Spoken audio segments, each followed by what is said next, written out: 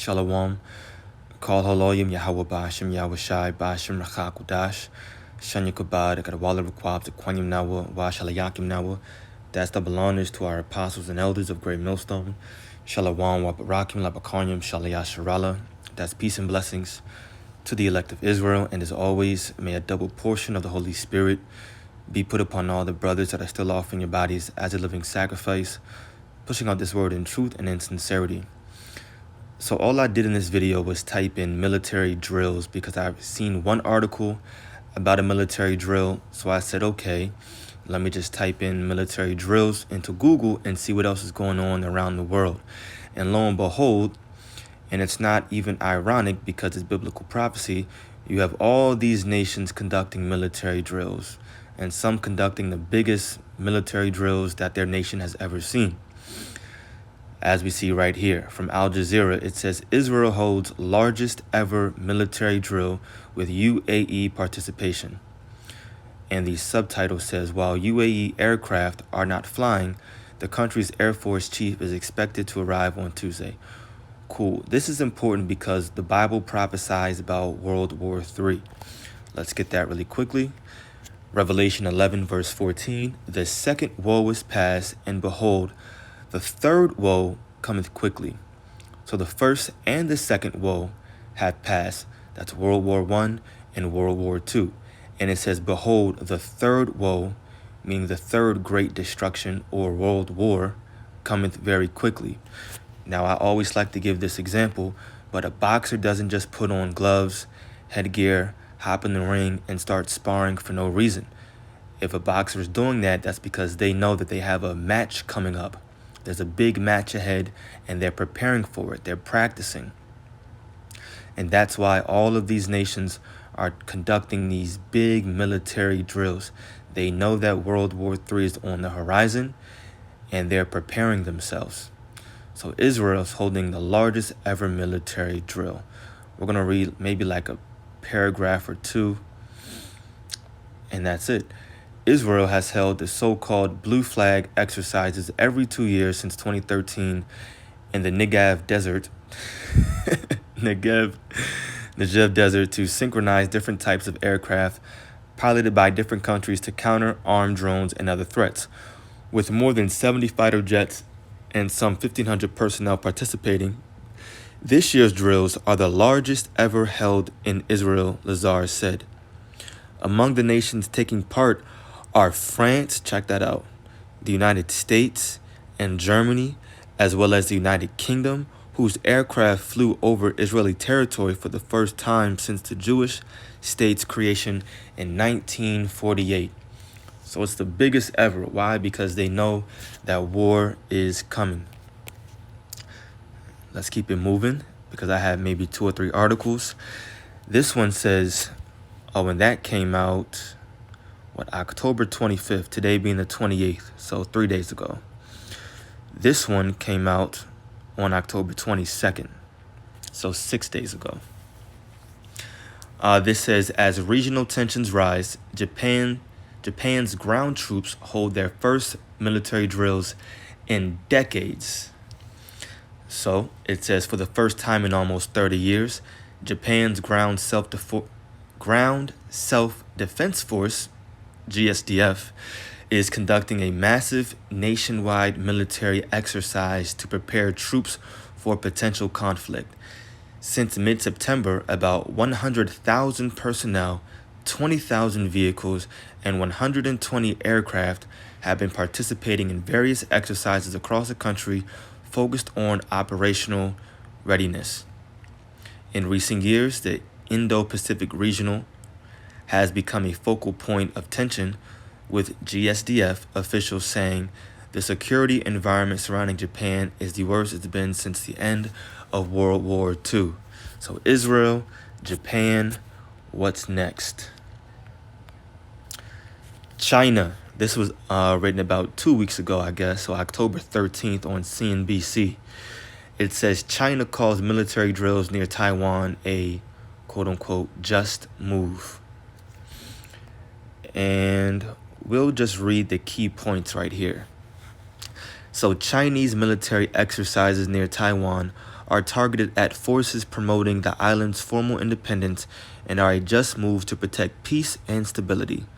He was speaking after China mounted 4 straight days of mass Air Force incursions into Taiwan's air defense identification zone. Military tensions with China, which claims Taiwan as its own territory, are at their worst in more than 40 years, Taiwan's defense minister said last week. I haven't even read any of these articles. We're kind of just studying together right now. I've just clicked on them, seen the titles, and knew through the spirit that they had to deal with exactly what I wanted to bring out through the spirit once again. But this is crazy. This is crazy. I know I got one more. From the Wall Street Journal, so you know it's legit. It says Russian military drills near Afghan border deliver warning to extremists. This was written October 25th, 3 days ago. Let's read maybe a paragraph or two. It says Russia held a series of joint military exercises with its Central Asian neighbors near the border with Afghanistan last week, a reflection of the concern in Moscow that ethnic tension or terrorism could spill over from the country as extremists such as Islamic State challenge the Taliban's rule there. The Russian-led Collective Security Treaty Organization, or CSTO, which also includes Belarus, Armenia, Kazakhstan, and I guess I'm going to say Kyrgyzstan, conducted a week-long series of exercises that ended Saturday. And of course, we'd have to subscribe to the Wall Street Journal to read more, but really, that makes a point. Russia, China, Japan, Israel. And then even in this article, it mentioned more.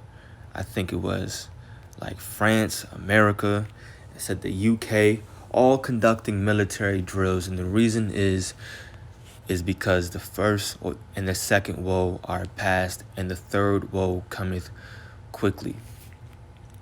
This is very, very important because in order for the kingdom of heaven to be established, then we understand that this war has to go down. And Babylon the Great and this entire beast structure has to fall. And it will fall to Yahushua, the Messiah, the Lamb. This is Revelation 19. I'm going to go right to the point at verse 11. It says, "And I saw heaven opened, and behold, a white horse," that's a chariot, "and he that sat upon him was called Faithful and True." That represents Yahushua, the Messiah. "And in righteousness he doth judge and make war." So that's what Yahushua is coming back to do, to judge and make war. And all of these nations, they're going to turn, and in the middle of having war with each other or warring with each other, they're going to turn and see Yahushua with his huge chariot and all the other chariots and other angels returning. And they're all going to say, we have to join forces, according to 2nd Ezra, the 13th chapter, and we have to fight against this so-called invasion. Now, a part of that is quickly outlined right here. Not getting the entire chapter, but Revelation 17, we're going to start reading at verse 12. It says, "And the 10 horns, which represent the EU nations, which thou sawest, are 10 kings, which have received no kingdom as yet, but receive power as kings 1 hour with the beast." So with the beast today represents a conglomerate of power. It represents the power structure that's ruling this world today, which is NATO, the EU, and of course headed by America. Verse 13 says, "These have one mind, and shall give their power and strength unto the beast. These shall make war with the Lamb." That's Yahushua, the same man that's called Faithful and True, the same man that's coming back to judge and make war. So all these nations are going to be fighting, and they're going to see Yahushua returning. It says, verse 14, "These shall make war with the Lamb, and the Lamb shall overcome them. For he is Lord of lords, King of kings, more titles. And they that are with him are called and chosen and faithful. And that's why I believe maybe in this chapter or 19, it says Yahushua is going to have many crowns upon his head, because he's going to be the one to come back and, of course, destroy all of these nations. He's going to overcome them. So we need this upcoming World War III to go down. And it will, but it's not going to happen before. It's not going to happen unless that MOB is really pushed and made mandatory. These are the last two big prophecies. We're waiting for the MOB, which is that chip, to really be pushed and made mandatory. And then sometime through the Spirit soon after, then World War III will break out according to the scriptures. Now, I just wanted to read, now that we've gotten that, I wanted to read a little bit of the book of Joel, our forefather Yahweh Allah, if I can find him. Boom. Chapter 3. We're going to read only a little bit here because I wanted to touch on basically these military drills, since that's the main point in this video. Joel 3, starting at verse 9. It says, Proclaim ye this among the Gentiles. Prepare war. Wake up the mighty men, all your soldiers. Let all the men of war draw near. Let them come up. And that's exactly what they're doing right now with all these military drills. Israel conducting their largest military drill ever. Japan putting their ground self-defense forces in a drill. It says in decades they haven't done that. But why now? Because they know that war is right around the corner. So let all the men of war draw near, let them come up. Beat your plowshares into swords and your pruning hooks into spears. Plowshares and pruning hooks are instruments of agriculture. But no longer is money being put into that kind of an industry. It's being put into weapons. It's being put into guns and bullets and tanks and jets, and more importantly, most significantly, nuclear missiles, nuclear capability. That's what this next world war is going to be. It's going to be surrounded with nuclear capability. So beat your plowshares into swords and your pruning hooks into spears. Let the weak say, I am strong. All right, the weak. Some of these nations that would have never, ever, ever thought to even speak out against Babylon the Great are coming up and doing it. Why? Because they now have nuclear capability. That's the main reason. And they're all banding together to beat up on the bully. It says, verse 11, Assemble yourselves and come, all ye heathen, and gather yourselves together round about. Thither cause thy mighty ones to come down, O Lord.